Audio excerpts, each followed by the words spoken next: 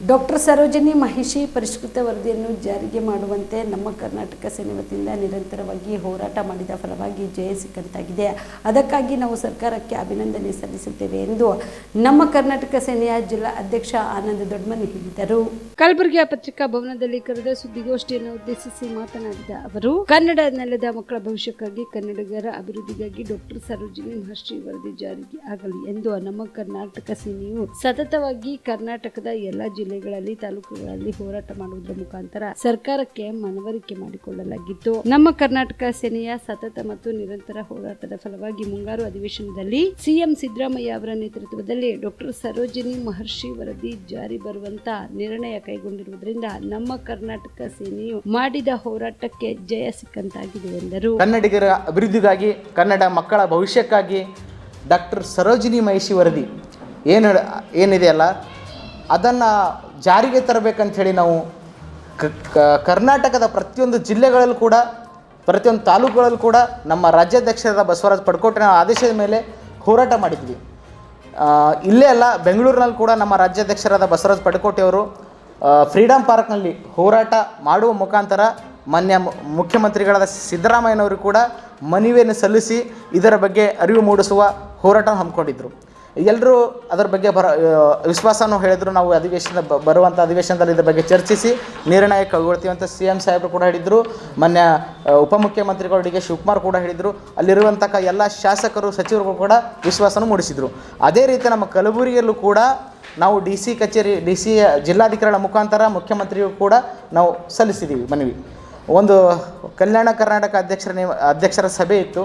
ಅವತ್ತು ಕೂಡ ನಾವು ವಿಶೇಷವಾಗಿ ವಿಭಿನ್ನ ರೀತಿಯಾಗಿ ದೀಡುದೊಂಡು ನಮಸ್ಕಾರ ಹಾಕುವ ಮುಖಾಂತರ ಜಿಲ್ಲಾಧಿಕಾರಿ ಕಚೇರಿಯಿಂದ KKRDB ಅಧ್ಯಕ್ಷರಿಗೆ ಮತ್ತು ಜಿಲ್ಲಾ ಉಸ್ತುವಾರಿ ಸಚಿವರಿಗೆ ಪ್ರಿಯಾಂಕ್ ಖರ್ಗೆ ಅವರು ಕೂಡ ಇದರ ಬಗ್ಗೆ ಅರಿವು ಮೂಡಿಸಿ ಈ ಅಧಿವೇಶನದಲ್ಲಿ ಇದರ ಬಗ್ಗೆ ತಾವು ಮಾತಾಡಲೇಬೇಕು, ಇದು ಕನ್ನಡಿಗರ ಮಕ್ಕಳ ಭವಿಷ್ಯದ ವಿಷಯವಾಗಿರುತ್ತೆ ಅಂಥೇಳಿ ಅವ್ರಿಗೆ ಮನವಿ ಸಲ್ಲಿಸಿದಾಗ ಅವರಂದರು, ನಾವು ಅಧಿವೇಶನದಲ್ಲಿ ಮಾತಾಡ್ತೀವಿ, ಚರ್ಚೆ ಮಾಡಿ ಇದನ್ನು ಜಾರಿಗೆ ತರಿಸೋ ಪ್ರಯತ್ನ ಮಾಡ್ತೀವಿ ಅಂತ ಹೇಳಿ ನಂಬಿಕೆ ಕೊಟ್ಟಿದ್ದರು.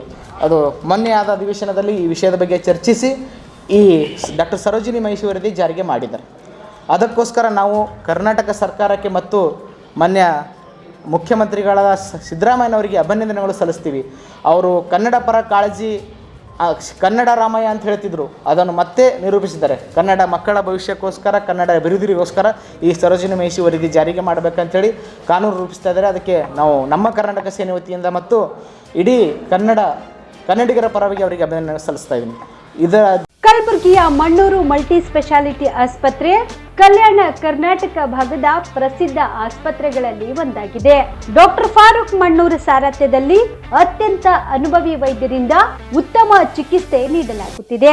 ಮಣ್ಣೂರು ಮಲ್ಟಿ ಸ್ಪೆಷಾಲಿಟಿ ಆಸ್ಪತ್ರೆಯಲ್ಲಿ ಸಿಗುವ ಚಿಕಿತ್ಸೆಗಳು: general surgery, laparoscopy surgery, neuro surgery, orthopaedic surgery, plastic surgery, gastro surgery, aqua surgery, gynaecology surgery, general medicine, paediatric, neuro surgery, cardiology, haematology, endocrinology, ENT ಮತ್ತು ophthal, general physician, gynaecology, paediatric, family medicine, urology, nephrology, radiology, dialysis, advance ICU ಮತ್ತು advance OT setup, ಅತ್ಯಾಧುನಿಕ ಸೌಲಭ್ಯವುಳ್ಳ ಕ್ಯಾಸುಲಿಟಿ, ದಿನದ 24 ಗಂಟೆ emergency trauma centre. ಹೆಚ್ಚಿನ ಮಾಹಿತಿಗಾಗಿ ಸಂಪರ್ಕಿಸಿ ಬಾರಾ hills circle, ring ರಸ್ತೆ, ಕಲಬುರಗಿ. Phone number 9538786108.